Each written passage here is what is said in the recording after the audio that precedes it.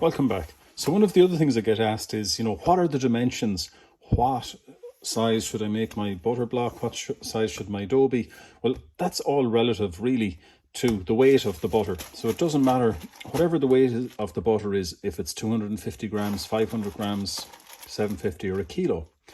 The important thing is start with your butter block. Get your butter block right. Get it nice and rectangular. And what you want to do is you want to roll dough out to be the same height, okay, and twice the width. And the reason we want to twice the width is we want to be able to seal the butter inside in the middle. So there's two ways you can do this. You can do what they call the fold over method, okay, just fold it over literally, or you can crimp it in the center. So you can put it in the center and bring the two edges in, and then we can crimp it in the middle. Okay, but the important thing is that the butter is exposed at the top and at the bottom. We're then going to cut the sides here to alleviate what they call elastic tension, and that makes for rolling out the dough piece nice and easy. It keeps the rectangular shape throughout the process, and it eliminates wastage. I'm against cutting off pieces. An awful lot of people starting off, they get this wrong. They get the lock-in incorrect. And in doing that, they end up with a lot of dough on either end in the process, and they're cutting off the dough, cutting off the dough. And what happens is you have far more butter to dough ratio then. So just going back to this, the other really good thing about doing your butter block in plastic is you have great control over it. So I can actually position the butter wherever I want it to be, and I don't have to touch it, okay? So I have my butter in the middle.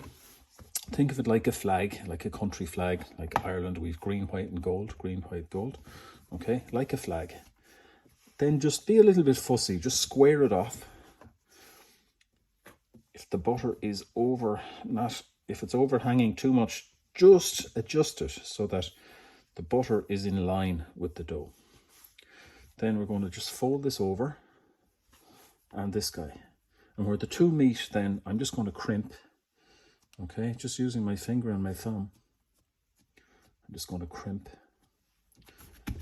and just to help the dough to stick to the butter, I'm just going to roll that with the rolling pin. So you can see the butter is peeping out. So we've got dough, butter, dough. We have 3 layers. We have the same on this end, dough, butter, dough. And then I'm going to cut the side. I'm using a scalpel here or a sharp knife. Now, you can already see the elastic tension here. If you look at this corner, you can see the way it's bending and it's pulling inward. That's the effect of the elasticity of the dough, pulling it down. So when I cut this all the way through, it eases the elastic tension. Okay, and you can see the butter in there. So that's how to prepare the lock-in correctly.